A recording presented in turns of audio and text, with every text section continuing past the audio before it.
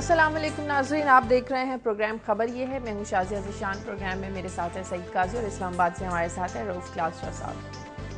नाज़रीन, लगता है कि जो भी इक़्तिदार की कुर्सियों पर आकर बैठता है अवाम को बेवकूफ़ समझकर उसके साथ मजाक और अल्फाजों का हेर फेर कर अपना मौक़िफ़ समझाना चाहता है। ज़रा वफाकी हुकूमत की अब सुन लीजिए। पहले हुकूमत इकरार करती थी कि ड्रोन के आम हमलों में 400 शहरी आम बेगुनाह शहरी हलाक हुए। ड्रोन हमले बंद किए जाए और अब वजारत दिफा की जानिब से सेनेट में ये रिपोर्ट पेश की जाती है कि रवां साल और पिछले साल ड्रोन हमलों में एक भी आम शहरी हलाक नहीं हुआ।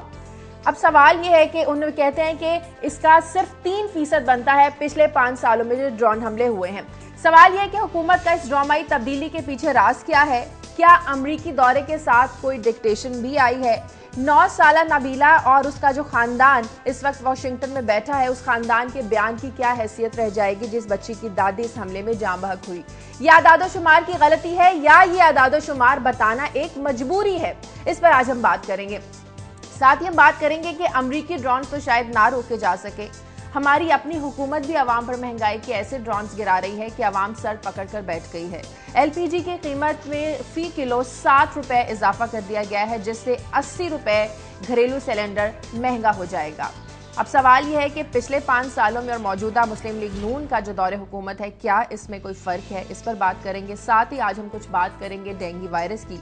पंजाब में डेंगू के कुछ नए केसेस सामने आना शुरू हो गए हैं। पिछले साल पंजाब हुकूमत ने जो डेंगू के इकदाम किए वो यकीनन काबिल सत्ताईश थे और डेंगू के मरीजों की तादाद में भी कमी हुई थी। इस साल पंजाब हुकूमत ने डेंगू से निपटने के लिए क्या इकदाम किए हैं, इससे भी आपको अपडेट करेंगे। साथ ही अब खबरें लेंगे क्लास और सबर कायसा से। जी कायसा।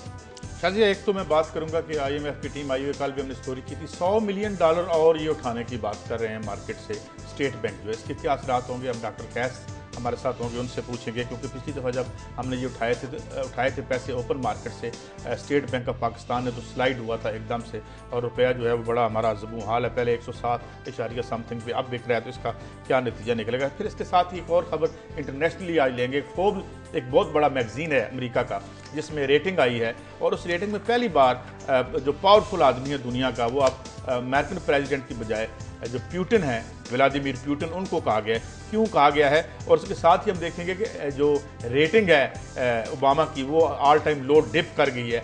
जो उनकी अपने समाज, अपने मुल्क में उनकी रेटिंग है, इस पर बात करेंगे। और वक्त मिला तो ऐसी की एक स्टोरी है कैसे पाकिस्तान में 3,50,000 लोग जो हैं वो स्ट्रोक या हार्ट अटैक का शिकार होते हैं और किस किस्म की फैसिलिटीज़ हैं। टाइम मिला तो इसको भी इंक्लूड करेंगे। ठीक है, क्लास साहब आप क्या बताएंगे आज? जी शायद 2 स्टोरीज़ हैं। एक तो कल हमने स्टोरी ब्रेक की थी यहाँ पे कि एक पार्लिमानी कमेटी की रिपोर्ट पेश होनी थी कल सेनेट ऑफ पाकिस्तान में कि कैसे सीक्रेट एजेंसीज़ के जो अहलकार हैं इनको डिसिप्लिन किया जाए और ये जो मिसिंग ये पर्सन का कल्चर है इसको ख़त्म किया जाए। तो ये जो रिपोर्ट थी कल पेश हुई है उसमें आज सेनेट ऑफ पाकिस्तान में, इस रिपोर्ट में मज़ीद क्या इंकशाफात आए हैं और पाकिस्तान की तारीख में पहली दफ़ा सीक्रेट एजेंसीज़ के अफसरान के लिए क्या क्या सज़ाएँ ये तजवीज़ की गई हैं, जिनको कल सेनेट ऑफ पाकिस्तान ने रिपोर्ट को अडॉप्ट किया है, मंजूर किया है, उनके क्या इम्प्लिकेशन हो सकते हैं, अच्छा क्या है उसमें, बुरा क्या है। और इस रिपोर्ट से जो पाकिस्तान के सीक्रेट एजेंसीज़ हैं या जो वजारत दिफा है वो क्यों नाराज़ है और एक नई टग ऑफ वार शुरू हो सकती है पार्लियामेंट और इन एजेंसीज़ के दरमियान, इस पर बात करेंगे। और एक और बड़ी इंटरेस्टिंग एक स्टोरी है कि हमें कहा गया था कि बहुत सारा VIP कल्चर जो है वो ख़त्म कर चुके हैं। आपके साथ डिटेल शेयर करेंगे कि ये कौन से वो वज़ीर हैं, कौन से वो पीर हैं जिनको वज़ीर आज़म से भी ज़्यादा सिक्योरिटी मिली हुई है, प्रोटोकॉल मिला हुआ है, या वो कौन से पीर हैं जो वज़ीर भी हैं और आवाम को अपने आप से दूर रखने के लिए कितने कितने सिक्योरिटी गार्ड्स उन्होंने हुकूमत से लेकर रखे हुए हैं। आज आपको ये भी डेटा आपके साथ शेयर करेंगे, किस वज़ीर के साथ कौन कौन है और कितने हैं और किसके पास ज़्यादा हैं और किसके पास कम हैं। ठीक है क्लास, अब सबसे पहले वफाकी हुकूमत की उस रिपोर्ट पर बात कर लें जो ड्रोन हमलों के हवाले से सेनेट में पेश की गई।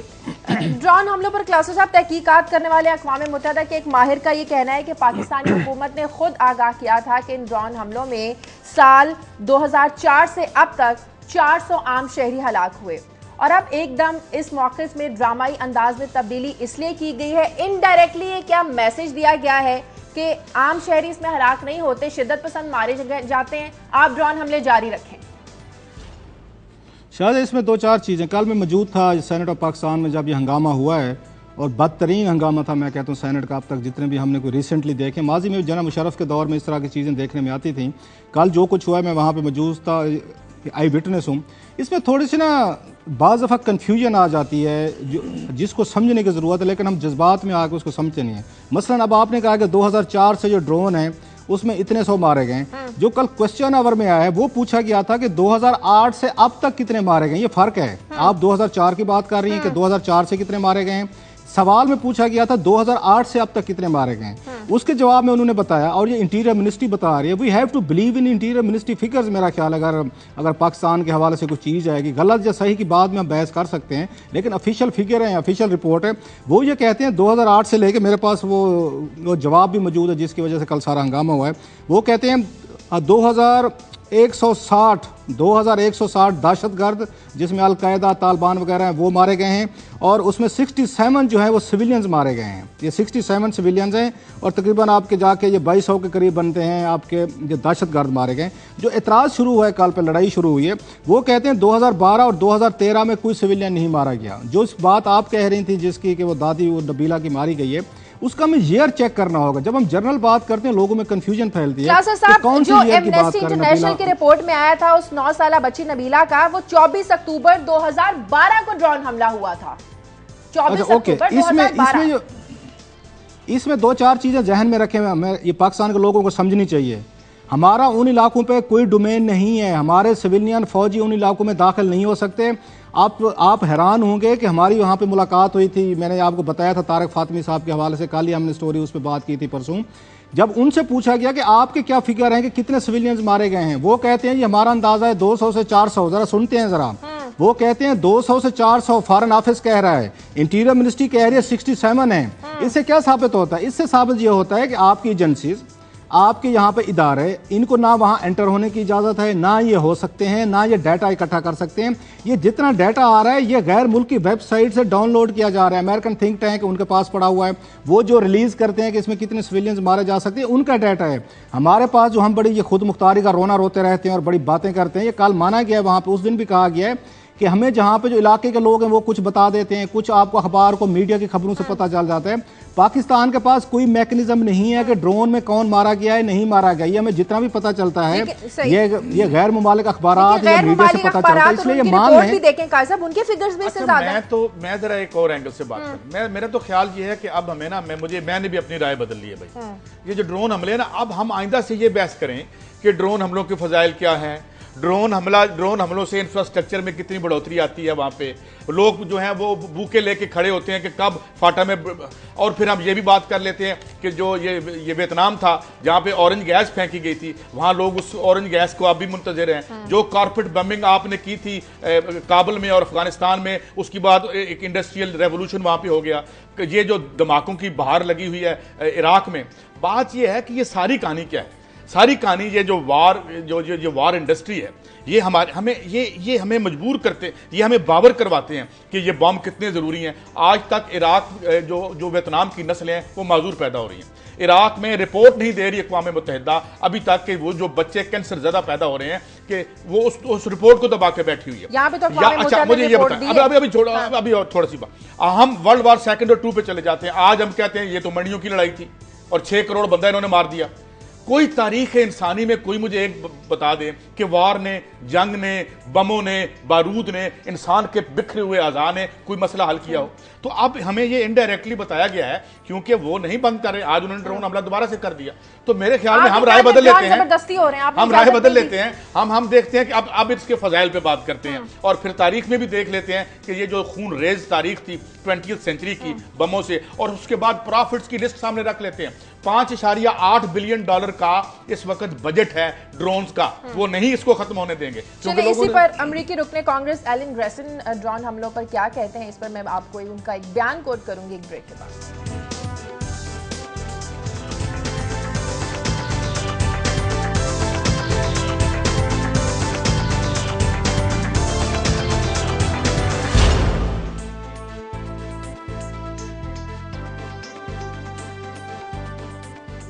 ब्रेक के बाद खुशामदीद बात हो रही है ड्रोन हमलों में कितने आम शहरी हलाक हुए। अमरीकी रुकने कांग्रेस एलन ग्रेसन कहते हैं कि अगर पाकिस्तान चाहे तो ड्रोन हमले कल बंद हो सकते हैं। ये उनका मैं एक बयान पढ़ के आपको बता रही हूँ।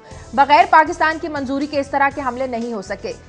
पाकिस्तानी एयरफोर्स काफी ताकतवर है और इसके पास कुव्वत है। अपनी फजाई सरहद पर वो जब चाहे पाबंदी लगा सकते हैं। ये अमरीकी रुकने कांग्रेस कह रहे हैं। उन्होंने इराक का हवाला देते हुए कहा कि इराक जंग उस वक्त खत्म हुई जब वहां की हुकूमत ने अमरीकी फौज से जाने के लिए कह दिया। पाकिस्तानी फौज में इतनी सलाहियत है कि वो शिद्दत पसंदों को काबू में कर सकती है।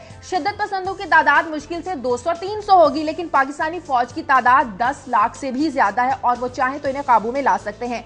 पाकिस्तान से हजारों मील दूर वाशिंगटन में ये फैसला क्यों होता है कि कौन जिंदा रहेगा और कौन नहीं, ये फैसला खुदा का होता है और यहाँ ये फैसला ड्रोन कर रहे हैं और वो भी पाकिस्तान की मर्जी से। इस्लामाबाद अगर अमरीकी ड्रोन को सहूलत देना बंद कर दे तो ड्रोन यहाँ पर बंद हो सकते हैं। क्लासेस साहब, सवाल यह है कि पूरी दुनिया को पाकिस्तानी फौज पर हमारी सलाहियतों पर यकीन है, लेकिन हमें अपनी सलाहियतों पर यकीन नहीं है, इसीलिए हम मजलूम बने हुए हैं। शाजिया, आपने कहा है कि अमेरिकन ये कांग्रेसमैन ने कहा है कि ड्रोन हमले बंद पाकिस्तान करा सकता है या हो सकते हैं।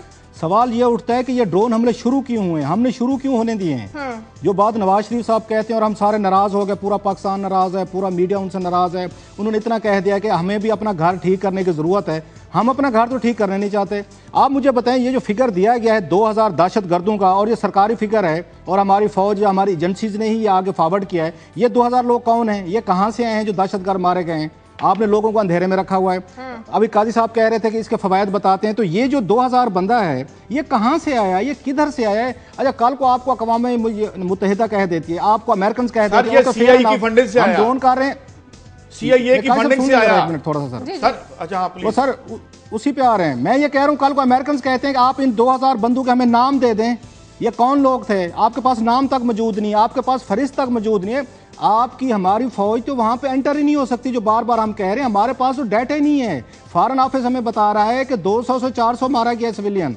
कल ये इंटीरियर मिनिस्ट्री कह रही है 67 मारे गए हैं। ये इस मुल्क की हालत है और हमें कहा जाता है आप ड्रोन रुकवा सकते हैं, आप फलां कर सकते हैं। ये 10 सालों बाद हम ये बहस कर रहे हैं कि हम इस काबिल हैं कि जाके उन एरियाज का कंट्रोल ले सकें। नवाज शरीफ साहब की बात बिल्कुल ठीक है, हमें समझने की ज़रूरत है। अपना घर आप ठीक नहीं करेंगे, कोई दूसरा बंदा आएगा, दूसरा मुल्क आएगा, आपके हालात ठीक करेगा। अब दुनिया में ये नहीं हो सकता कि आप अपनी मर्जी के मुताबिक दहशतगर्दी पाले रखें। ये बताएं, मुल्ला उमर की गवर्नमेंट इन्होंने आके बनवाई, तालिबान की गवर्नमेंट 92 में इन्होंने आके बनवाई। यहाँ पे अच्छा हम वहां नहीं साहब, जनरल अच्छा, ये तो जनरल नसीरुल्लाह बाबर का क्रेडिट आप ले रहे हैं, बेनजीर भुट्टो साहब का ये क्रेडिट आप खत्म उन्होंने बनवाई थी। मेरे नसीरुल्लाह बाबर से कोई वो अब नहीं रहे दुनिया में। मेरे 10 सेशन हुए हैं इस सारी कहानी पे, मगर वो बाद में बात करेंगे।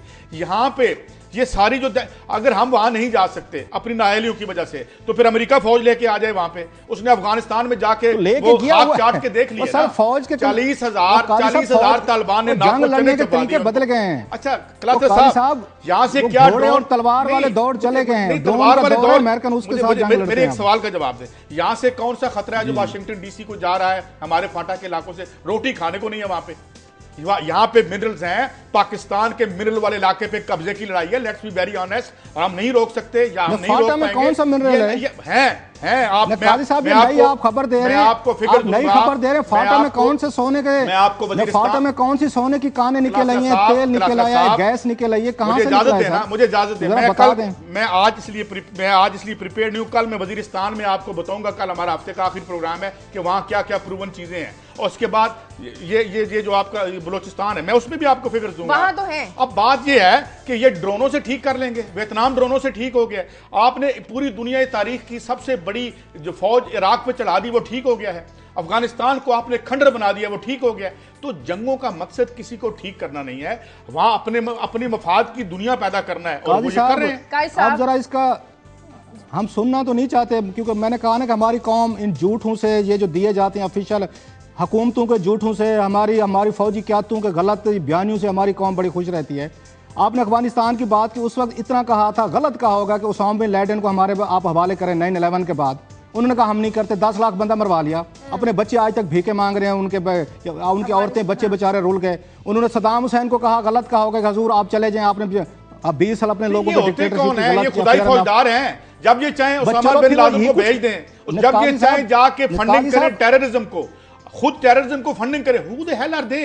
मैं ये सवाल करता हूं कि एक सॉवरेन स्टेट है साहब, यहाँ टीवी पे जोश खिताबत करना बड़ा आसान है। वो दुनिया के इसी वक्त रूल कर रहे हैं आपके सामने। अफगानिस्तान को उन्होंने आपके बकौल खंडर बनाया, उन्होंने सोमालिया से उनको निकाला गया, सोमालिया में जो इनका हशर हुआ आपने देखा, अफगानिस्तान में इनको शिकस्त हुई, वियतनाम में इनको शिकस्त हुई, इराक में इनको शिकस्त हुई। ये अलग बात है कि इनकी आबादियों को बहुत बड़ी प्राइस पे, और इसमें अमेरिकी अवाम की क्या शिकस्त हुई? आज अमेरिकी अवाम जिस बुरान का शिकार है, वो तमाम पैसे जो इन्होंने दिहाड़ी लगाई अमेरिकी मेहनतकशों के पैसों से, एक बात बता दूं, ये मेरा इस पे बड़ा अनपॉपुलर स्टैंड है।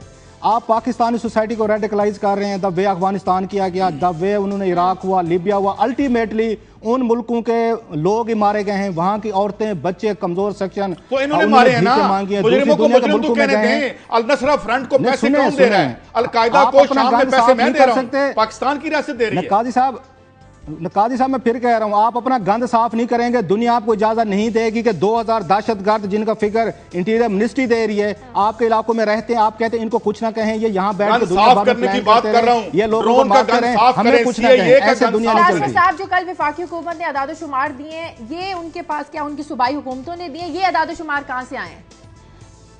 ये चौधरी निसार अली खान साहब ने तो यही कहा है कि ये उनके हैं, उन सूबाई हुकूमतों के। लेकिन ड्रोन वगैरह जो हैं, ये सूबाई हुकूमतों का कंट्रोल नहीं है। कुछ ये KPK की हुकूमत का वहाँ पे ट्राइबल एरियाज में कोई कंट्रोल नहीं है। ये विफाकी हुकूमत के हैं, इनको एजेंसीज जो हैं ये देती हैं, या अमेरिकन इनको फिक्र देते हैं, या NGOs है वो देते हैं। मैं तो फिर कह रहा हूँ बार बार, हमारे साथ है साफी इखलास साहब, उनसे भी इस पर उनका टेक ले लेते हैं। वो क्या जी, आमिर मतीन साहब बड़े पाकिस्तान के वन ऑफ द बेस्ट सहाफ़ी हैं। मेरे अगर कोई रोल मॉडल हैं जिन्हें मैं अपना गुरु मानता हूँ सहाफत में, आमिर मतीन साहब हैं। कल आमिर मतीन साहब भी मौजूद थे जब ये सारे का सारा वहाँ पे इतना बहुत बड़ा शोर शराबा मचा ड्रोन पे, तो उस पे जो हंगामा हुआ है। आज इन्होंने प्रेस गैलरी भी बड़ी ज़बरदस्त लिखी हुई है द न्यूज़ में। आमिर मतीन साहब, आप कल मौजूद थे, आपने सारी प्रोसीडिंग देखी है, जो ड्रोन के इस फजिंग ऑफ फिगर्स पे बात हुई है, आपका क्या टेक है इस पे? हुकूमत ठीक कह रही है या कहीं अपोजिशन ये गलती कर रही है, गलत टारगेट कर रही है चौधरी निसार अली खान को? ड्रामाई तब्दीली क्यों आई है? पहले तो क्लासा साहब आपका बहुत शुक्रिया, आपने बहुत इज्जत अफजाई की। आपको पता है मेरे भी आपके मतलब ऐसे ही ख्यालात हैं। मगर अदर देन दैट, जो अब ये बात कर रहे हैं, ये सारा ड्रोन का इशू, इसमें सबसे बुनियादी बात मेरा ख्याल ये है कि इस छोड़ दें कि ये फिगर ज्यादा या कम तो है, ये इम्पोर्टेंट बात, और ज्यादा इम्पोर्टेंट बात ये है कि हमारी हुकूमतों को और हमारी इस्टेब्लिशमेंट को हमारे साथ सच बोलना चाहिए। ये जो कल अमेरिकी कांग्रेसमैन का बयान आया कि पाकिस्तान अगर चाहे तो एक दिन में रुक सकता है, उसका पस मंजर सिर्फ ये नहीं है कि हमारे पास कैपेबिलिटी है, ये नहीं है। उसकी एक पस मंजर और ये भी है कि आज भी ये कहा जा रहा है दबे लफ्जों में कि हमारी एयरफोर्स या हमारी अफवाज आज भी उनका साथ दे रही हैं, क्योंकि ये पॉसिबल नहीं है ड्रोन की टेक्नोलॉजी के अंदर जब तक आपका इंटरनल वहाँ का लोकल असिस्टेंस ना मौजूद हो और वो गाइड ना करें, क्योंकि ड्रोन्स की ये पाथवेज होती हैं, एयरवेज बनानी पड़ती हैं, कॉरिडोर्स देने पड़ते हैं, तो जब तक वो ना पॉसिबल हो तो ये हो नहीं सकता। तो बुनियादी तौर पे मेरा ख्याल इस बात की तरफ इशारा कर रहे थे।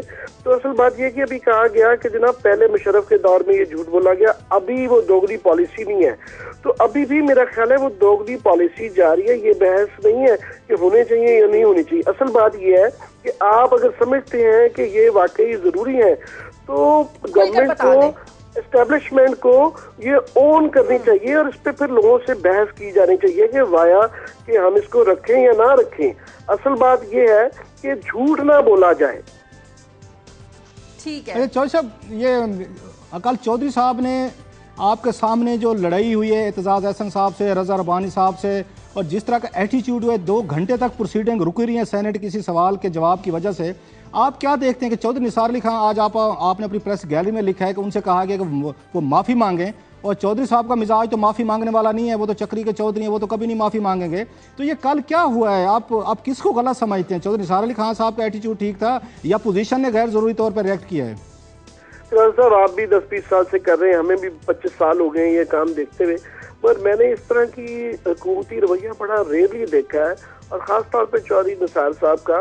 वो 10 साल 11 साल जो अपोजिशन में रह गए हैं उससे नीचे ही नहीं आ रहे। अभी भी उनका एक बड़ा ही एग्रेसिव किस्म का एक एटीट्यूड आप भी देख रहे थे कि वो कोई सीधी बात करते ही नहीं है, हर बात में तंज करते हैं, और जनरली उनका एक जो रवैया होता है उससे लोगों को वो प्रवोक करता है। मेरा ख्याल हुकूमत के ये इंटरेस्ट भी होता है कि मुज़ाहमत ना हो और जनरली एक कूल एटमॉस्फेयर हो और इस तरह की बातें चलती रहेंगी। अपोजिशन होती है जो कि जान के प्रवोक करती है और वो चाहती है कि इस तरह का होए। हुकूमतों की कोशिशें हमेशा होती हैं कि ठंडे रहें और मामलात को चलें, लोगों की सुन लें और अपोजिशन की भी सुन लें, मीडिया को भी इनकॉर्पोरेट करें। कल हमने देखा है एक नई प्रेस, सॉरी मैं बात करूं, कल एक नई प्रेसिडेंट मेरे लिए भी नई थी, मैं भी जैसे आपने कहा रिपोर्टिंग कर रहे हैं, कवर कर रहे हैं कि सेनेट चेयरमैन ने 6 दफा कहा है उन्होंने लीडर ऑफ द हाउस को कि अपना वजीर भेजें, अपोजिशन वॉकआउट करने को चली गई, आप जाएं मना के लें।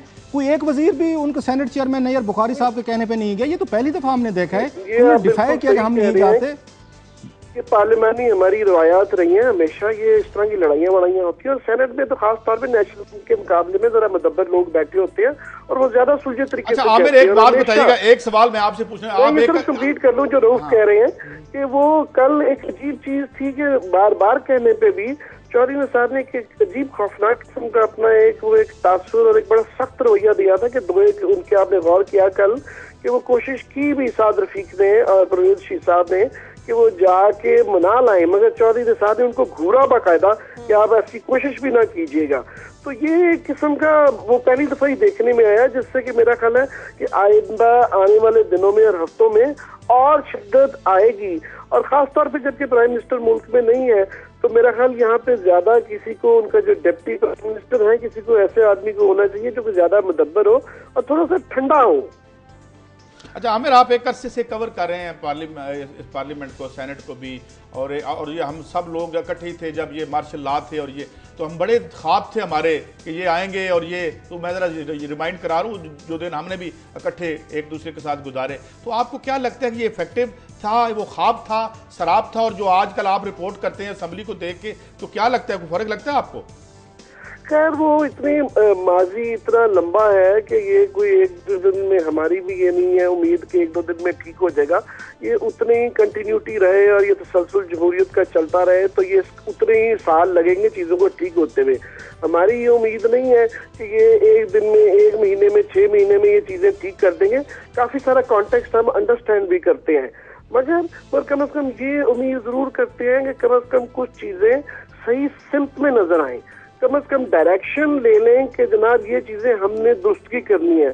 पर वही जरा माशाल्लाह वाले रवैये रखें कि जो कल नजर आए, जो रऊफ रास्ता साहब जो कह रहे हैं कि कल ऐसे ही लग रहा था बाकायदा कि जिस तरह बाकायदा LOC पे आ गए और दो जो eye to why eye ball contest है ना वो चल रहा था और बाकायदा कॉलेज के लड़कों की तरह एक दूसरे को घूरा जा रहा था कि तुम मेरे साथ ग्राउंड में आके लड़ो। अच्छा आमिर, KPK में दहशतगर्दी से मुतालिक हलाकतों की जो फिगर्स दी गई उसमें भी बड़ा हैरान हुए, वो भी एक मजाक लगा। 120 हलाकतों का बोला गया और 136 वाकयात, ये कितने सालों के फिगर्स दिए इन्होंने? नहीं, कल KPK क्या सारा एक इतना मेरा ख्याल है बहुत हक बजानब थी अपोजिशन शोर मचाने में कि चौधरी निसार ये ठीक कह रहे थे कि ये फिगर्स आते प्रोविंशियल गवर्नमेंट से हैं, मगर वो इतने मज़का खेज फिगर्स थे। ये दो चीजें थी उसमें, एक तो ये है कि उन्होंने टोटल जो है ना सिविलियन हलाकतें जो है ना 65 दी हुई थी, जबकि सबको पता है कि 4 महीने में सिर्फ जो पेशावर चर्च का वाक़या था उसमें 90-100 से ज्यादा तो वो ऑब्वियसली नजर आ रहा था कि इसमें गड़बड़ है। पर मजे की बात ये है कि उन्हीं सवालों में एक सवाल सेनेटर तला साहब ने किया हुआ था, तो उसमें जो हलाकतें दी गई थी वो भी इंटीरियर मिनिस्ट्री की तरफ से दी गई थी। उसमें कोई तकरीबन 800 के करीब जो है ना हलाकतें जाहिर की गई थी। ज़ाहिर है इन फिगर से लगता है कि कुछ छुपाने की कोशिश की जा रही है। बिल्कुल सवाल ये था, एक ही सवाल था कि नई गवर्नमेंट के आने के बाद टेररिज्म दहशतगर्दी के वाकयात में कितनी हम बात हुई है। एक जगह पे आप कह रहे हैं सवाल में 4 सफ़े के बाद आप कह रहे हैं कि 800 है, मतलब आप ये समझे कि ऐसी चीज ही नहीं है कि ब्यूरोक्रेट जब मर्जी बना दें और किसी को जरा भी कॉमन सेंस अप्लाई करता। आमिर साथ रहे। क्लास साहब ने आपसे एक सवाल भी पूछना, मुझे ब्रेक लेनी है, ब्रेक के बाद वापस आते हैं।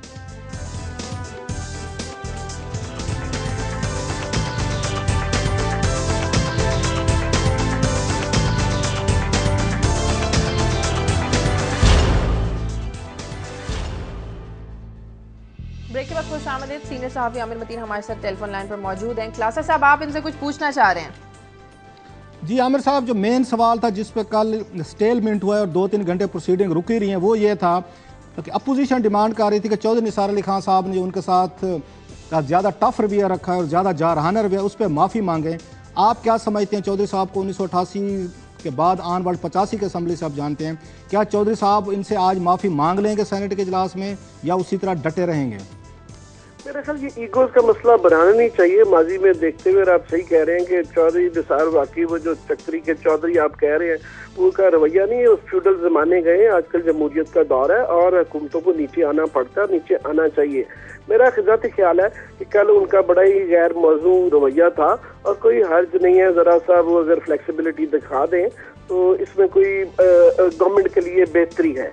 बाकी कल जो आपने दूसरी और बात गौर की कल कि उसमें एक बिल आया जो मेरा ख्याल है आपके मॉर्निंग के प्रोग्राम के लिए बड़ा इम्पोर्टेंट है, कि जिसमें इतना शोर नहीं मचा। अफराज साहब खट्टक साहब ने जो रिपोर्ट पेश की है जिसके अंदर के ISI चीफ को गवर्नमेंट के अंडर लाने की, वो आपको याद होगा फरुतुल्ला बाबर साहब ने अपने दौर में किया था तो बड़ा शोर मच गया था और कल ये बहुत बड़ा वाकया हुआ, मगर नोटिस चला गया इस लड़ाई की वजह से। और उस पर मैं चाहूंगा कि आप इस पर जरूर डिस्कस करें। ठीक है, बहुत बहुत शुक्रिया। ऑलरेडी हमारे है, इसमें है, हमारे उसमें है एजेंडा। आमिर साहब बड़ी मेहरबानी आपकी, थैंक यू वेरी मच आपका। आगे बढ़ते हैं काई साहब, आपकी खबर की तरफ आते हैं। स्टेट बैंक जो $100 मिलियन ओपन मार्केट सीट से खरीद रहा है, इसका क्या इम्पैक्ट होगा? शाजिया हुआ था और उसमें ये था कि जब हमने उठाए थे तो एकदम से रूपी की स्लाइड आई थी और रूपी की जब गिरा तो जाहिर है उसके गिरने से हमें बड़े असरात मुरतब होते हैं, हमारी इंपोर्ट्स बढ़ जाती हैं, एक्सपोर्ट्स तो हमारी बढ़ती नहीं है जब हमारा ये जो एक पुरानी थेरी है। लेकिन उससे ये हुआ कि फिर गवर्नमेंट को इंटरवेंशन करनी पड़ी और इंटरवेंशन करके फिर जो है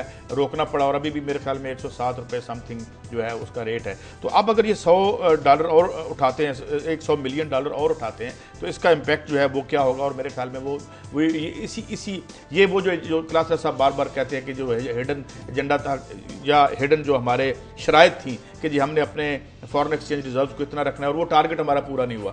2 टारगेट हमने मिस किए हैं। ये जो अगली हमने ट्रेंच लेनी है 2 हफ्ते के बाद, अब उस टारगेट को पूरा करने के लिए हम अब जो है वो जैसे कहते हैं ना कि between devil and the deep sea वाली बात है कि अगर हम उस टारगेट को पूरा नहीं करते तो फिर ज़ाहिर है वो हमें पैसे नहीं मिलते और उस टारगेट को अगर हम पूरा करते हैं तो उसको पूरा करने के लिए हम 100 मिलियन जिस तरह से आज छपा हुआ है इसको उठाते हैं। डॉक्टर कैस से अगर हमारी बात हो सके। डॉक्टर कैस हमारे साथ। जी डॉक्टर साहब, मैं आपसे ये पूछना चाह रहा था कि ये बताएं कि ये फिर वही मामला होगा कि जिस स्लाइड को पहले रोका हमने मार्केट से पैसे उठाने के, डॉलर उठाने के हवाले से, तो ये बताइए कि ये वही मामला होगा या मुख्तलिफ होगा? क्या नजर आ रहा है आपको?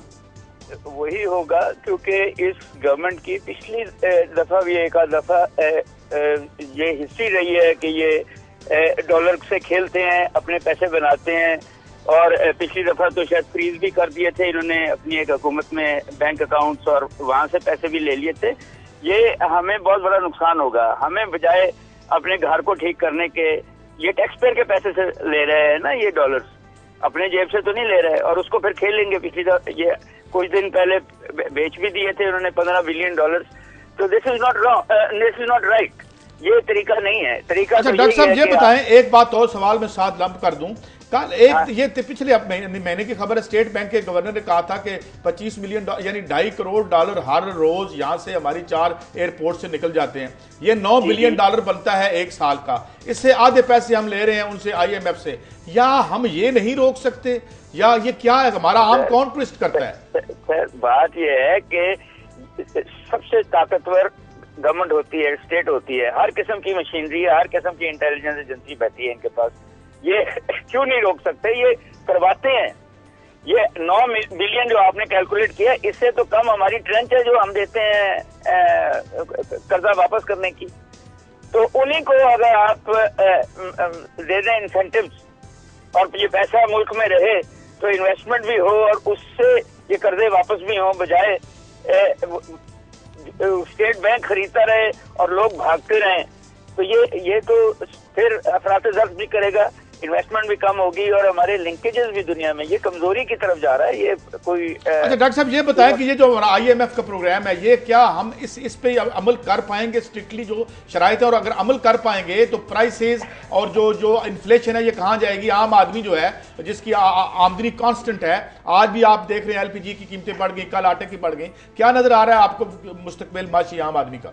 देखें, बात यह है कि अगर हम फिस्कल प्रूडेंस करते हैं जो IMF कहती है कि छोटी गवर्नमेंट रखें और डेवलपमेंट एक्सपेंडिचर करें और अमीरों को टैक्स लगाएं और गरीबों पे टैक्स छोड़ दें, इनडायरेक्ट टैक्स ना लगाएं, डायरेक्ट लगाएं, तो फिर उनकी शर्तें भी मानी जाएंगी और घर भी ठीक हो जाएगा।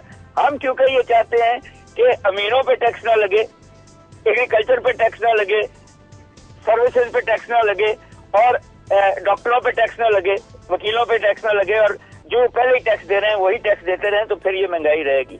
अच्छा डॉक्टर साहब, फाइनली ये जो कल IMFBR ने एजिस का इजहार कर दिया 3 मिलियन लोगों को वो तो टैक्स लगा नहीं रहे और पॉलिटिकल विल भी नहीं है, तो इसका मतलब है कि वो प्रोग्राम तो शेल्व हो गया। जी जी बिल्कुल शेल्व हो जाएगा, क्योंकि आपका FBR खुद एक बहुत करप्ट इंस्टीट्यूशन है, वो एक सफेद हाथी है। मेरा ये ख्याल है कि PIA के बजाय FBR को प्राइवेटाइज कर देना चाहिए। बहुत शुक्रिया डॉक्टर साहब, thank you very much for your contribution. आगे बढ़ते हैं।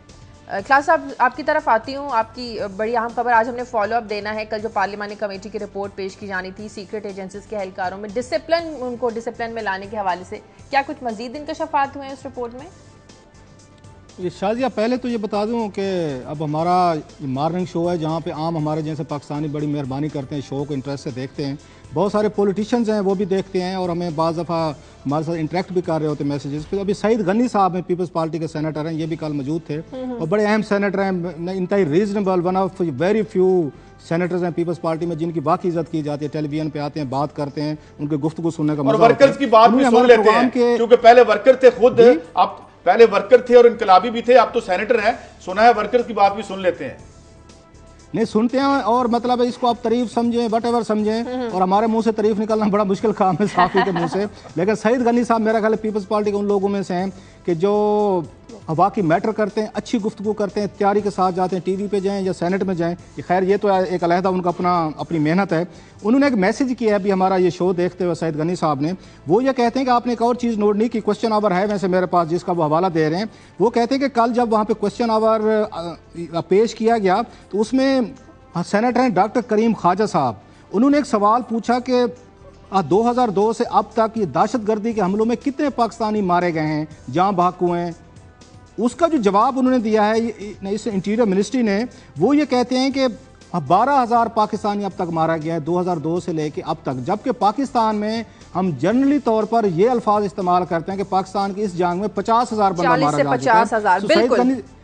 हम कहते हैं कि 50,000 मारा जा चुका है, इंटीरियर मिनिस्ट्री ने कल जो फिगर दी है वो कहते हैं 12,000 मारे जा चुके हैं। अब इससे काजी साहब डिलेमा देखें इस मुल्क का कि हमारे पास तो डाटा ही नहीं है, ना ड्रोन हमलों में मारे जाने वालों का डाटा हमारे पास करेक्ट है, ना दहशत गर्दों में मारे वाले जाने के खिलाफ हो ये करेक्ट है।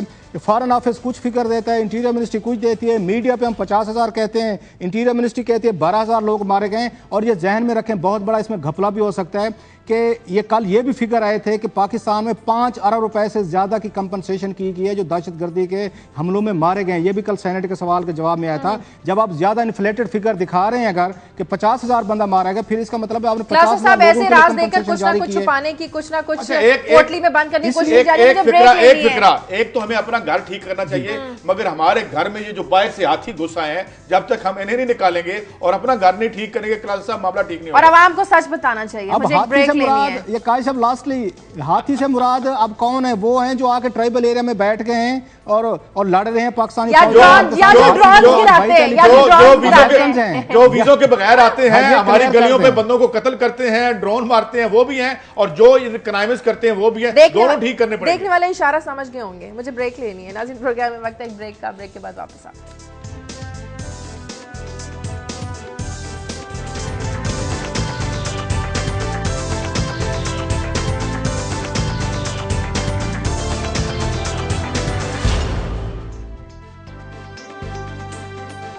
ब्रेक के बाद खुश आमदीद। क्लास साहब, क्या इंकशाफात किए गए हैं पार्लिमानी कमेटी की रिपोर्ट में? मजीद आज फॉलो अप दे रहे हैं हम स्टोरी का सीक्रेट एजेंसीज के एहलकारों को डिसिप्लिन में लाने के हवाले से।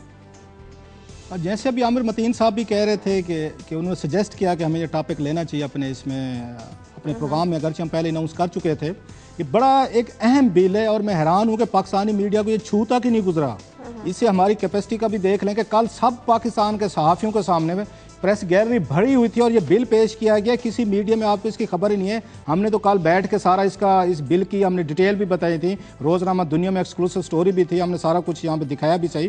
कल अफसाब खटक साहब ने एक रिपोर्ट पेश की जिसके साथ बिल भी लगा हुआ था 8-10 पेजेस का। उसमें उन्होंने जो पाकिस्तानी एजेंसी ISI को डिसिप्लिन करने के लिए तजावीज़ दी और साथ में सज़ाएँ भी उन्होंने दी कि क्या क्या सज़ाएँ इनको मिल सकती हैं अगर ये ब्रीच ऑफ लॉ करेंगे। इसमें 2-4 चीज़ें बड़ी इंपॉर्टेंट हैं। एक तो मैं आपको शर्तिया कह सकता हूँ, माँ सिवाय 3-4 लोगों को कल सेनेट में किसी को नहीं पता था, मैं दावे से कह रहा हूँ कि कल जो रिपोर्ट पेश की गई इसके रिपोर्ट के ये कंटेंट्स क्या हैं और क्या कुछ वो वहाँ पे आने वाला है, उनको मेरा नहीं ख्याल 99% सेनेटर्स को नहीं इल्म होगा, माँ सिवाय 1% 2% को शायद हो, या उनको भी पता होगा जिन्होंने ये रिपोर्ट पेश, फरतुल्लाह बाबर साहब को हो सकता है, अफसर शाह खटक साहब हो सकते हैं, उसके बाद सुरिया अमीरुद्दीन साहबा हैं और नसरीन जलील साहब हैं जिन्होंने ये रिपोर्ट बनाई है। अदरवाइज़ ये किसी ने नहीं पढ़ा बिल के इसमें क्या है, इसको बिल तो नहीं कहना चाहिए, रिपोर्ट कहनी चाहिए। और जब कल नैयर बुखारी साहब ने पूछा है इनसे, राजा जफरुल हक साहब से जो लीडर ऑफ द हाउस है नवाज शरीफ साहब की पार्टी के, कि आपको इस रिपोर्ट के टेबल करने के कोई एतराज़ तो नहीं है, उन्होंने इधर उधर देखा कि उन्हें खुद नहीं समझ आ रही थी कि इस रिपोर्ट में क्या है, हालांकि हुकूमत एजेंडा लेके आती है। उन्होंने फिर बड़ी बेबसी से कहा जी ठीक है जी पेश कर दें। जब पेश होगी तो उन्होंने कहा जी क्या आप इसको मंजूर भी कर लें, तो उन्होंने फिर इधर उधर देखा, फिर उन्हें किसी ने कोई मदद नहीं की, उन्होंने फिर कहा जी कर लें। तो नैयर बुखारी साहब ने बाकायदा वोटिंग के जरिए वहाँ पर इसकी अप्रूवल ले ली। अपोजिशन और हुकूमत ने मिल के इस बिल की मैं बिल कह रहा हूँ बार बार, इस रिपोर्ट की मंजूरी दी है जिसको बिल की शक्ल दी जाएगी। बिल की कापी भी साथ लगी हुई थी। उसमें बड़ी अहम चीज़ें मैं जल्दी से क्विकली इसको बता दूं। एक तो पाकिस्तानी तारीख में पहली दफ़ा हो रहा है कि ISI के अफसरान को या उसके DG को बेपनाह पावर्स दी जा रही हैं लीगल, कि वो किसी भी बंदे को अगर गिरफ्तार करते हैं लीगली तौर पर उन्हें इजाज़त होगी। जो DG साहब हैं वो वारंट जारी करेंगे और ग्रेड 18 का अफसर होंगे, वो जाएंगे मॉनिटर करेंगे, किसी घर में दाखिल हो सकते हैं, वो तलाशी ले सकते हैं, डॉक्यूमेंट्स पकड़ सकते हैं, जो भी एक्टिविटीज़ करना चाहते हैं करें। किसी को पिक करना चाहते हैं तो 7 दिन के अंदर अंदर उस बंदे को चार्जशीट करना होगा DG की तरफ से, और 30 दिन के अंदर अंदर या तो आप उसको FIA के हवाले करेंगे, एविडेंसेस भी देंगे, और या फिर आप उसको एक्सटेंड कर देंगे, 30 दिन से 60 दिन भी कर सकते हैं उसको तहवील को इन्वेस्टिगेशन के लिए। 60 दिन से 90 दिन भी हो सकता है। अब 90 दिन से ज़्यादा किसी को अपने पास रखना चाहते हैं फिर आपको बोर्ड बनाना पड़ेगा। ये तो इनका लीगल पावर्स दी गई जो मेरा ख्याल ISI को मिलनी चाहिए थी, क्योंकि पाकिस्तान जिस तरह टेररिज्म का शिकार है और मिसिंग पर्सन का जो यहाँ पे कल्चर अमर्ज हो रहा है उससे जान छूटनी चाहिए। एजेंसीज के पास लीगल पावर्स होनी चाहिए। लेकिन जो इसमें मेरा ख्याल है एजेंसीज को यहाँ पे शिकायत हो सकती है और वो बड़ी इंटरेस्टिंग है, और इसी वजह से कोई भी ISI के या दूसरे वजारत दिफा के लोग इस कमेटी के सामने वो पेश ही नहीं हुए अपना व्यू देने के लिए, वर्जन देने के लिए। उन्होंने वन साइडेड रिपोर्ट लिखी। वो ये है कि अगर इन्होंने ब्रीच ऑफ लॉ किया, किसी को गैर कानूनी तौर पर कब्जे में रखा, इन्होंने गैर कानूनी तौर पर छापे मारे, गैर कानूनी तौर पर इन्होंने कुछ ऐसे काम किए और डिक्लेयर ना की गिरफ्तारियां, तो 6 माह से लेके इनको 25 साल तक सजा हो सकती है किसी भी सीक्रेट एजेंसीज के एहलकारों को। ये वो मेरा ख्याल है एक नया ट्रेंड है। अब इस पे उनका रिएक्शन देखना होगा। वजारत दिफा क्या कहती है, GHQ क्या कहता है, ये सेनेट ऑफ पाकिस्तान ये तो बिल ले आएंगे उनके लिए काबिल कबूल होगा या नहीं, ये एक नई बहस होगी बाद में। उनके लिए एक साइड काबिल कबूल होगी जो होनी भी चाहिए कि जो लीगल पावर्स दी जा रही हैं ISI हमारी एजेंसीज के पास, मैं समझता हूं ये बेहतरीन पावर्स हैं, मिलनी चाहिए। इसके बगैर उनके लिए मसला हो जाएगा, ISI के लिए भी होगा, दूसरी सीक्रेट एजेंसीज के लिए कि पावर्स होनी चाहिए। ये तमाम जितने ऑपरेशंस करते हैं, जब ये उस दहशतगर्दों के खिलाफ, सस्पेक्टेड टेररिस्ट के खिलाफ उठाते हैं और जिस वजह से इन पर इल्जामात लगते हैं कि ये मिसिंग पर्सन के शामिल हैं, ISI को इख्तियारात मिलने चाहिए। इस पर तो खुश होंगे, लेकिन जो एतराज आएगा, जो टग ऑफ वार है, आप उनको ब्रीच ऑफ लॉ पे उनको ये 6 माह से लेकर 25 साल तक सजाएं भुगतने को तैयार होंगे।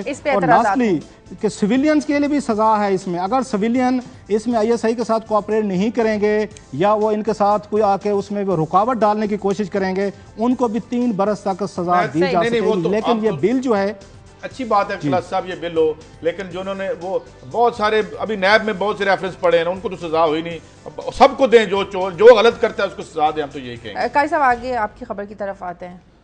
आज 2 मुख्तसरन, एक तो मुझे आज एक मैसेज आया, तो हमें वो मैसेज ये था हमारी उस पर कि जी ये हम जो गवर्नमेंट की जो अच्छी बातें हम उनको हाईलाइट नहीं करते।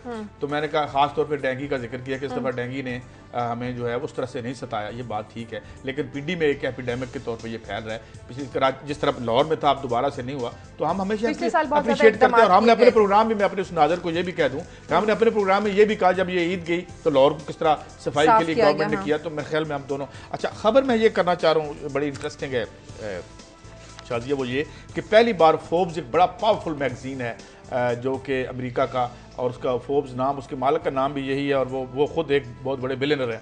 तो उन्होंने इस दफ़ा जो लिस्ट जारी की है कि most powerful man under the sun और ऑन दिस ग्लोब और on this planet is not Obama या अमेरिकन प्रेसिडेंट। आमतौर पर ये ट्रेडिशनली अमेरिकन प्रेसिडेंट होता है, तो वो अब व्लादिमीर पुतिन है। और वजह उसकी ये है कि सीरिया की जंग में जिस तरीके से उन्होंने रुकावट डाली, वो उनकी एक पावर की बात, और फिर स्नोडन को जो उन्होंने पनाह दी, और स्नोडन के बाद जो NSA जो है, जो नेशनल सिक्योरिटी उनकी एजेंसी है, वो अमेरिका पूरा एक मुद्दत से के नीचे आ गया, एक रोज शुरू होगी यूरोप और उसकी लड़ाई आपस में हो रही है इस वक्त अमेरिका की, तो प्यूटन बन गया। और मैं आखिर में यही कमेंट करना चाहता हूँ कि वो इसलिए भी शायद है कि इस वक्त ओबामा की जो पॉपुलैरिटी की रेटिंग आई है वो लोवेस्ट है, 42% पे है। तो मेरे ख्याल में अमेरिका जो रूस है वो उतना पावरफुल नहीं हुआ जितना अमेरिका कमजोर हुआ है। तो ये क्लासा साहब, कौन वजीर है जो ज्यादा सिक्योरिटी लेना चाहता है, खास तौर पर जो पंजाब के वज़रा हैं वो ज्यादा सिक्योरिटी क्यों रखना चाहते हैं? क्या यहाँ ज्यादा दहशतगर्दी है?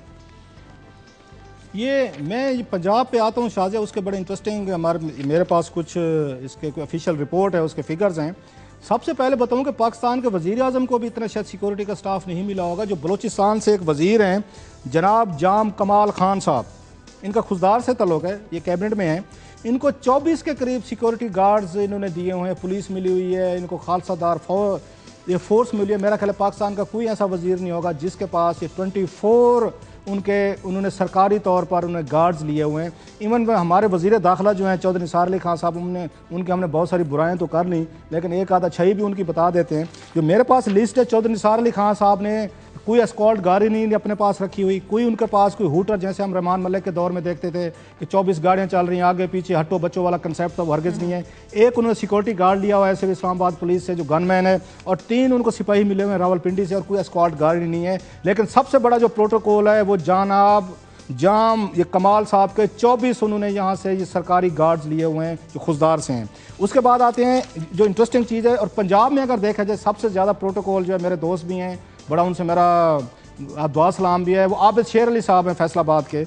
आबिद शेर अली साहब ने सबसे ज़्यादा प्रोटोकॉल लिया हुआ है फैसलाबाद में। उनके पास जो ये गाड़ियाँ हैं ना, एलीट फोर्स की भी गाड़ी है, और डिस्ट्रिक्ट फैसलाबाद की भी उनको गाड़ी मिली हुई है, और उनके पास कोई 1 दर्जन के करीब जो हैं वो पुलिस वाले उनके साथ होते हैं। ये सबसे बड़ा प्रोटोकॉल है जो उनको वहाँ पे मिला हुआ है। एक जगह उनको फैसलाबाद पुलिस ने, ये सिर्फ शशके हैं आवाम के सामने, या वाकई इन्हें ज़रूरत होती है सिक्योरिटी? अब इस पे मैं फिलहाल मैं आपको थोड़ा जल्दी से फिगर दे दूंगा किस किस के पास क्या है। तो जहाँ पे जो फिगर मिल रहे हैं, जो पंजाब के हमारे वजीर हैं वो प्रोटोकॉल के बड़े शौकीन हैं। वो कहते हैं जब अपने गांव में जाए तो हमारे पास गाड़ियाँ होनी चाहिए, आगे पीछे पुलिस के हूटर होने चाहिए। उसमें एक हराना तनवीर साहब हैं, वो मॉडेस्ट हैं, उनको एक हेड कांस्टेबल मिला है, एक उनको वहाँ डिस्ट्रिक्ट का उनको सिपाही मिला है। राना तनवीर साहब तो बड़े मेरा ख्याल है मॉडेस्ट हैं।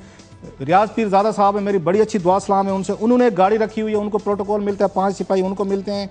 जनाब बलीगुर रहमान साहब हैं, भावलपुर से हैं, इनको भी एक गाड़ी और 5 इनको साथ में पुलिस के गार्ड्स मिले हुए हैं। सबसे जो मेरा ख्याल है आप कह सकते हैं मस्कीन किस्म के वजीर हैं जिन्होंने कोई सिक्योरिटी ऐसा सच नहीं ली हुई, वो जो हैं वो बलोचिस्तान से अब्दुल कादिर बलोच हैं, लेफ्टिनेंट जनरल रिटायर थे। अच्छा। उन्होंने सिर्फ एक कांस्टेबल रखा हुआ है, सिर्फ एक कांस्टेबल। एक मेरा कमेंट भी देखें, बात सुने, इनको और भी दे दें, रख दें। अवाम की जो हिफाजत है वो तो ड्रोन के जरिए हम करेंगे, तो वो कर ली हमने, तो अब जो सिक्योरिटी बची है उनको दे देते हैं। लास्टली इसहाक डार साहब पे आता हूँ, आपका फेवरेट टॉपिक, आपका उनके साथ एक लव हेट चलता रहता है।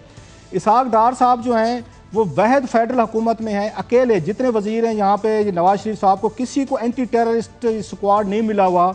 इसहाक डार वहद हैं जिनको एंटी टेररिज्म स्क्वाड मिला हुआ है, बाकी किसी वजीर को नहीं हुआ। इस पे तबसरा काजी साहब करेंगे कि इसहाक डार साहब को क्यों एंटी टेररिज्म स्क्वाड मिला हुआ है, क्या उनको सबसे ज्यादा खतरा है, रिश्तेदारियां, वजीर को खतरा नहीं है?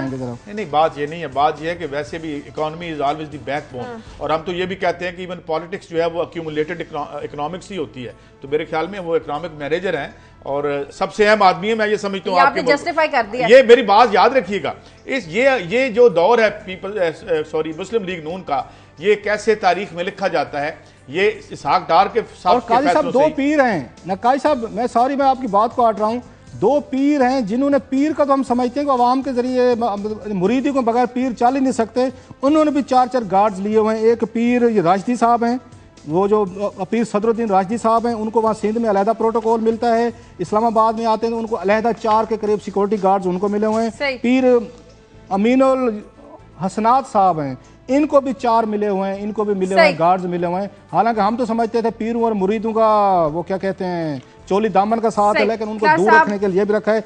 एक लास्टली यहाँ पे इंजीनियर खुरम दस्तगीर हैं, इन्होंने भी एक गार्ड है, इनके पास सिर्फ एक गन मैन है, इन्होंने भी ज्यादा नहीं रखा हुआ। और सिकंदर आजाद बोसन बहुत सेहतमंद है, अगर कोई उनके करीब भी आए तो नहीं। बहुत शुक्रिया क्लासेस साहब आपका। नाज़रीन, प्रोग्राम का वक्त खत्म हो गया। प्रोग्राम के लिए आप हमें फीडबैक दीजिए। खबर@दुनिया TV.tv पर इजाज़त दीजिए। अल्लाह हाफ़िज़।